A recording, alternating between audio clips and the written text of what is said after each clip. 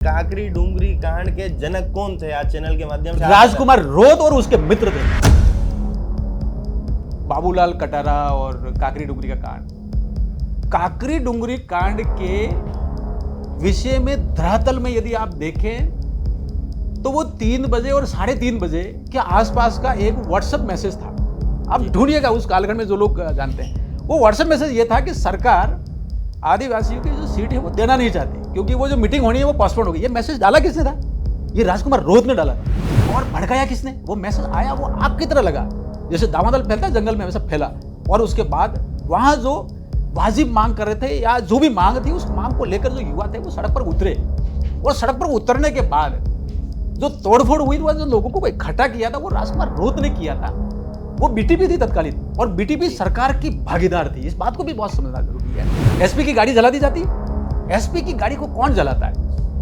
ऐसे लोग कौन सी मानसिकता के होते हैं? एक बात खतरनाक है ना। दूसरी बात, भीड़ दौड़कर डॉक्टर दयाराम परमार तत्कालीन विधायक और आज भी विधायक है, उनके घर को जलाने के लिए जा रहे थे। तीसरी बात और इंपॉर्टेंट, 3 लोगों के स्टेटमेंट आए। रघुवीर सिंह मीणा का स्टेटमेंट आया कि बाहरी तत्व इसमें शामिल थे। मदन दिलावर जी का स्टेटमेंट आया कि कहीं नक्सलवाद और उसका मामला तो नहीं है।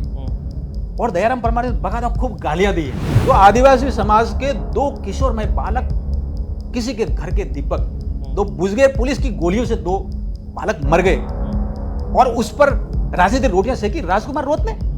ये सारे लोगों को इकट्ठा किया था।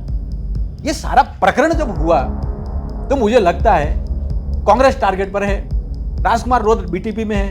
बाद में बीटीपी के सारी चीजें जो होती है, उसके बाद जाके राजनीतिक रूप से अगर कोई फायदा लेने की कोशिश कर रहा है, रोटियां सेक रहा है, तो राजकुमार रोत और उसके मित्र सेक रहे थे। इनकी सरकार, जिसमें ये भागीदार थे, झूठ बोल रहे थे, और रिजोर्ट में, चाहे वो जयपुर का रिजोर्ट हो चाहे जैसलमेर का रिजोर्ट हो, उसमें घूम रहे थे और बिरयानी खा रहे थे। अब उनकी सरकार में पूरा क्यों नहीं हुआ? ये प्रश्न ही राजकुमार रोत का खुद को आत्महत्या करने वाला प्रश्न, की सुसाइड गोल है। ये स्वीकार करना कि उनकी सरकार थी और उस सरकार में ये भागीदार थे और ये सौदेबाजी कर रहे थे। उस सौदेबाजी में ना तो वो 1167 सीटें भरी गई और 2 आदिवासी बालकों पर, ये पूरा का पूरा जो तंत्र था आदिवासी युवा विरोधी था। आदिवासियों के बालक टारगेट पे पुलिस की, और अशोक गहलोत की जो पुलिस थी उसने आदिवासी बालकों को मार दिया।